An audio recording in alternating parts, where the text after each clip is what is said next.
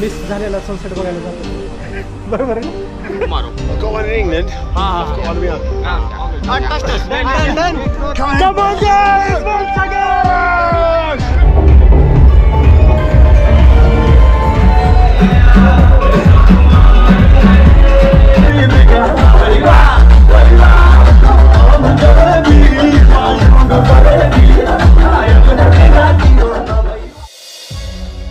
Hello guys, good afternoon, welcome to our channel. आणि आता दुपारच्या 12:30 वाजल्यात. आपलं मुरुडेश्वरचं दर्शन व्यवस्थितपणे पार पडलेलं आहे आणि आता आपण जात आहोत गोव्याला. आता 12:30 तर वाजून गेले आणि मॅपवर टाकलं आहे गोव्याला 220 किलोमीटर दाखवतोय आणि त्याच्यासाठी 4.5 तास लागतील मॅपच्या हिशोबाने. पाठीमागचे एपिसोड जर तुम्ही पाहिले नसतील तर नक्की पहा, खूप मस्त आहेत. होणावर तर एकदम अनमॅचेबल आहे आणि मुरुडेश्वर तर आहेच आहे, त्यात काही विषयच नाही. आणि जर तुम्ही व्हिडिओ पाहिले नसतील तर नक्की पहा, व्हिडिओला लाईक, शेअर आणि चॅनलला सबस्क्राईब केलं नसेल आतापर्यंत तर चॅनलला सबस्क्राईब करून घ्या, कारण इथून पुढे येणारे व्हिडिओ पण तुम्हाला दिसून येतील. आजची जर्नी आपली मुरुडेश्वर टू बागा बीच असणार आहे. त्याच्यामध्ये आपण 220 किलोमीटर अंतर दाखवतो आणि 4.5 तास लागतील असं. पण या 4.5 तासामध्ये आपलं थोडंफार रेस्टसाठी पण टाईम वाढेल आणि आपण लंच पण करणार आहोत. त्यामध्ये आपल्याला हॉटेल शोधणे, परत कुठं हॉटेल पसंत करता नाही, याच्यामध्ये आपला 1-1.5 तासापर्यंत वेस्ट जाऊ शकतो.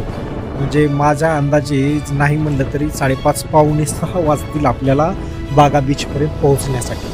आमचा रूट असा झाला की गोकर्ण टू होणावर, होणावर टू मुरुडेश्वर. आणि आता मुरुडेश्वरला तर आलो आहे, पण मुरुडेश्वरवरून गोव्याला जायचं झालं तर मुरुडेश्वर टू होणावर, होणावर टू गोकर्ण आणि परत गोवा. म्हणजे गोकर्ण टू मुरुडेश्वर हे जे 80 किलोमीटर अंतर आहे त्याच रूटने आम्हाला परत जाण्याची वेळ येते. म्हणजे हे 80 किलोमीटर अंतर आम्ही रिपीट करतो. हे ट्रिप सुरू करण्याच्या अगोदरच आम्ही ठरवलं आहे की ब्रेकफास्ट, लंच, डिनर हे वेळच्या वेळेवरच करायचं आहे. कारण जर आपलं हे सगळं खाणंपिणं वेळेवर झालं तर आपण एनर्जेटिक राहू आणि या ट्रिपचा फुल्ली एन्जॉय. आणि ह्याच रूटने मी अगोदर पण ज्यावेळेस आलो होतो ह्याच रूटने गेलेलो होतो गोव्याला आणि आता पण तेच आहेत. माझ्या जुन्या मेमरीज आता ताज्या होत आहेत. पण त्यावेळेस मी फर्स्ट टाईम आलो आणि कारने आलो. त्यावेळेस कारने आलो त्यामुळे मला काही असं रायडिंग केल्यासारखं किंवा ट्रॅव्हलिंग केल्यासारखं असं जास्त एन्जॉयबल वाटलं नाही. मला फक्त डेस्टिनेशन बघायला भेटले. पण यावेळेस मला बाईक रायडिंगचा खूप मस्त एक्सपिरियन्स येत आहे. कारपेक्षा ना बाईकमध्येच खूप भारी वाटते, हे आता फील होते आणि मला बाईक रायडिंग करायला आवडते अगोदरपासूनच.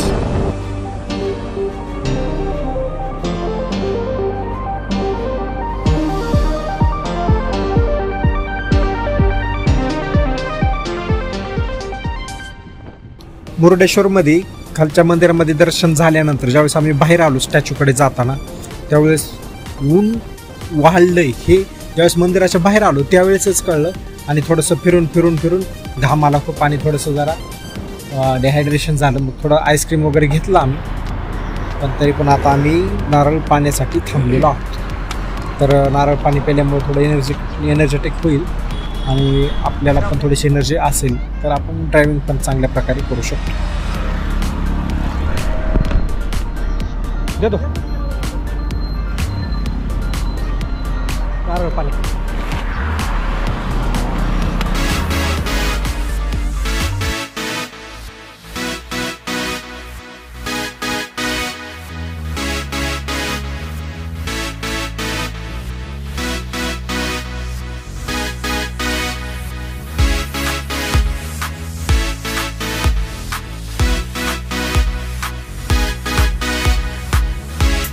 ट्युनल आलेला आहे आणि ट्युनलमध्ये गाडी चालवायला खूप मस्त वाटतं. कारण बाहेर असं गरमी असते, ऊन असते आणि ट्युनलमध्ये गेलं की असं थंड वातावरण असते आणि त्यात ट्युनलमधल्याच लाईट असतात. आपल्या गाडीची समजा वगैरे कमी जास्त जरी झाला तरी उजेड असतो आणि एकदम असं मस्त वाटतं.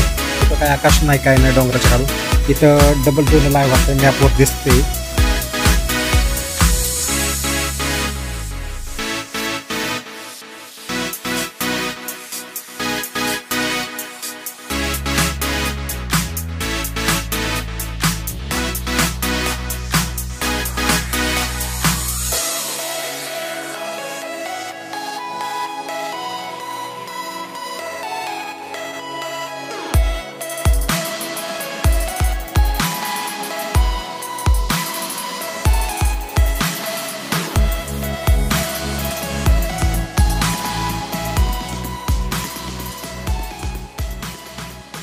या रूटवर बऱ्याच जे छोट्या छोट्या नद्या आहेत ना, छोट्या किंवा मोठ्या असतील, त्या इथं समुद्राला भेटतात.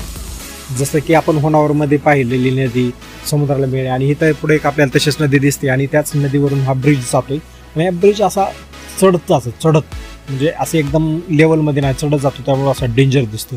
पुढं डोंगराला तो मिळाला आहे, त्याच्यामुळे त्याला असं चढता ब्रिज असा झालेला आहे तो. आणि लेफ्ट साईडला तर आपल्याला गोव्यापर्यंत पूर्ण समुद्रच आहे.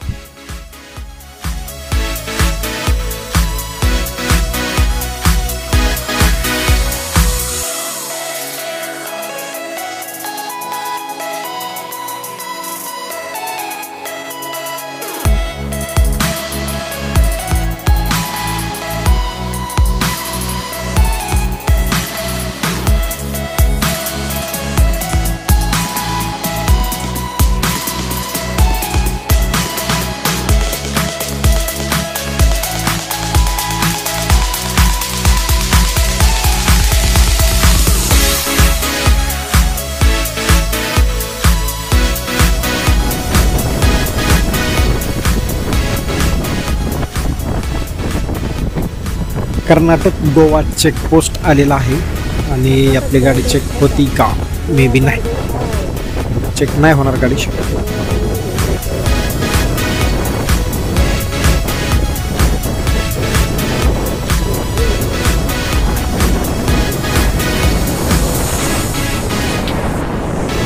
कर्नाटक गोव्याच्या चेकपोस्टवर तर आपली गाडी चेक झालेली नाही. महाराष्ट्र कर्नाटकच्या पण चेकपोस्टवर चेक नाही झाली. चला असो, भरपूर टाईम झाला आहे, 2 वाजून गेल्यात जवळपास आणि भूक लागली. आम्ही गोव्यामध्ये एंटर झालो. विशेष म्हणजे बेबी वेलकम टू गोवा.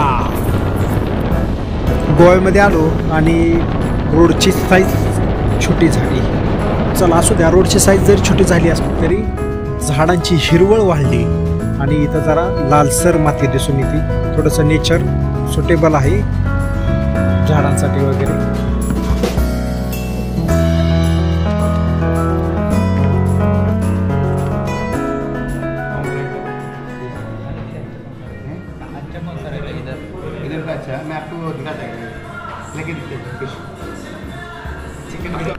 एकदम पारंपरिक अशी केळीच्या पानावर थाळी आलेली आहे आपल्याला. आणि हे साऊथ इंडियन थाळी, याच्यामध्ये रोटी आपल्याला मिळणार नाही. इथं फक्त राईस, परत वरून सांबर, चटणी, लोणचं वगैरे सगळं मिळेल, पण रोटी नाही मिळणार यावर.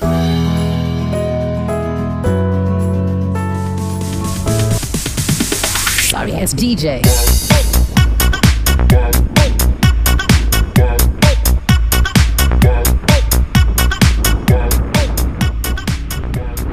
इकडं गोव्यामध्ये एंट्री झाल्यापासून रोडच्या कडेला बघतोय तर lot of coconut trees are here. म्हणजेच नारळाची झाडं खूप दिसत आहेत. कधी कधी इंग्लिश बोलू वाटतं मचा म्हणून, कारण आता ट्रॅव्हलिंगला आलेलो आहे ना, तर मस्त वाटतंय इंग्लिश कधी याव याव याव. You can get some.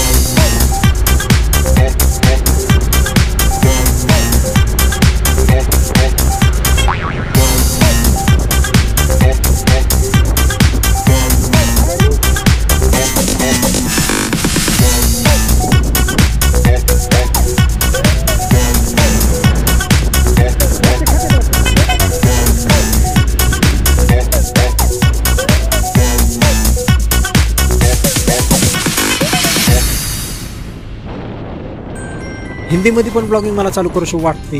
तर गाईज तुम्हीच सांगा मला की मी मराठीमध्येच ब्लॉगिंग कंटिन्यू ठेवू, म्हणजे रायडिंगमध्ये किंवा ट्रॅव्हलिंगमध्ये, का हिंदीमध्ये करू. तुम्हाला काय वाटतं की मराठीतच कंटिन्यू करू का हिंदीमध्ये, हे मला कमेंटद्वारे नक्की कळवा.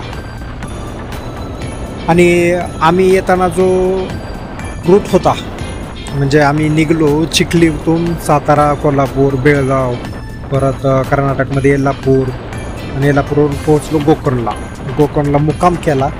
त्याच्यानंतर सकाळी सकाळी होनावरला पोहोचलो. तुम्ही व्लॉगिंगमध्ये पाहिलंच असेल होनावरचं. होनावरवरून परत मुरुडेश्वर केलं आणि आता आपण जात आहोत गोव्याला. म्हणजे जातच आहोत गोव्याला. ही माझ्या लाईफमधली फर्स्ट लॉंग राईड आहे, त्यामुळं मला खूप सारी एक्सपिरियन्स आले आणि मला यामध्ये या रायडिंगमध्ये बऱ्याच गोष्टी ज्या आहेत चेंज करायच्या मी ठरवलं आहे. जसं की आता मी बॅग आणि खाली एक डिक्की बसवली छोटीशी बॅग, म्हणजे त्याचा वापर करतो. मी बॅग माझ्यासाठी नाही, पण सॅक जी आणली ना ती बरोबर नाही. त्या सॅकच्या जागेला टॉप बॉक्स जर असेल तर एकदम उत्तम. पुढच्या वेळेस लॉंग राईडच्या वेळेस मी टॉप बॉक्स बसवण्याचा प्रयत्न करीन. तर समुद्रावर मोठा ब्रिज आहे, हँगिंग ब्रिज आहे हा. आणि लाईफमध्ये मी पहिल्यांदाच हँगिंग ब्रिजवर गाडी चालवतोय. मस्त एक्सपिरियन्स वाटतो मला. आणि डबल दिसतोय हां. वाव, मस्त आहे.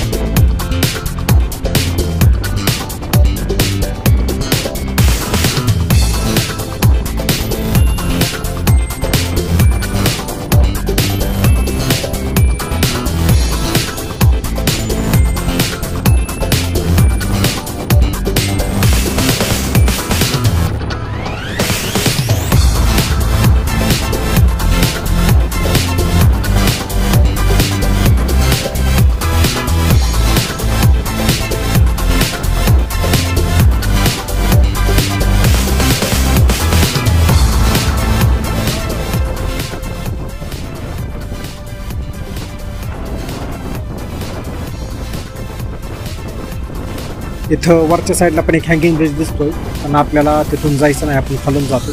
ओके, काय प्रॉब्लेम नाही. चलो, आपल्याला काय प्रॉब्लेम असणार आहे, रस्ता भेटला झाला विषय संपला, आपल्याला डेस्टिनेशन भेटलं विषय संपला. रोड कसा का असेल. आणि ऑफ रोडिंग करायला तर खूप मस्त वाटतं मला. तरी पण ऑफ रोडिंग नाही, हायवेज आहे मस्त.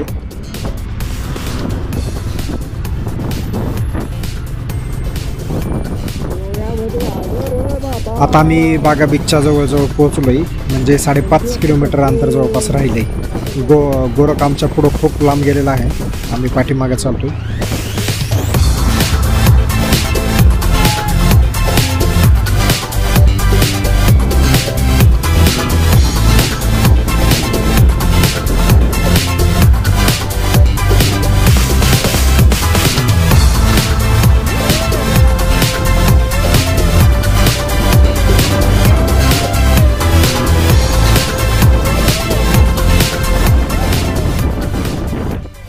बागा बीचकडे जात होतो, गोरखंती पुढं गेले.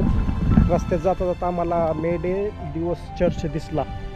खूप भारी आहे चर्च, म्हणून थोडंसं फोटोशूट वगैरे केलं. हा बघा माझ्या पाठीमागे चर्च आहे. आपल्या साईडला फोटोग्राफी व्हिडिओग्राफी अलाउड नाही, त्याच्यामुळे बाहेरच फोटो काढला आणि बाहेरूनच व्हिडिओ दाखवतो तुम्हाला पण. आणि चालतो पुढं आता बागा बीचकडे. गोरखपार बीचपर्यंत पोहोचला, रूमची चौकशी करतोय आणि आम्ही 5.5 किलोमीटर बॅक साईडला. चला काय भेटतो अजून बागा बीचवर.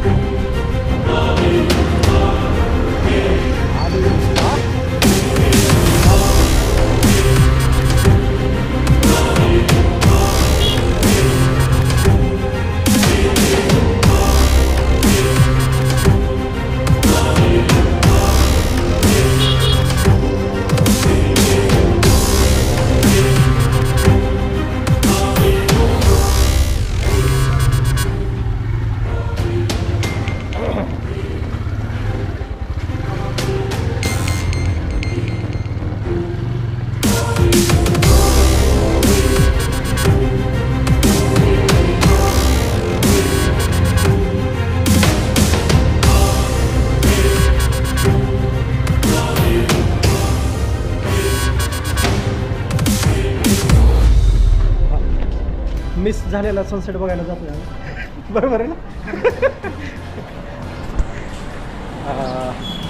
सुपर व्ह्यू आहे.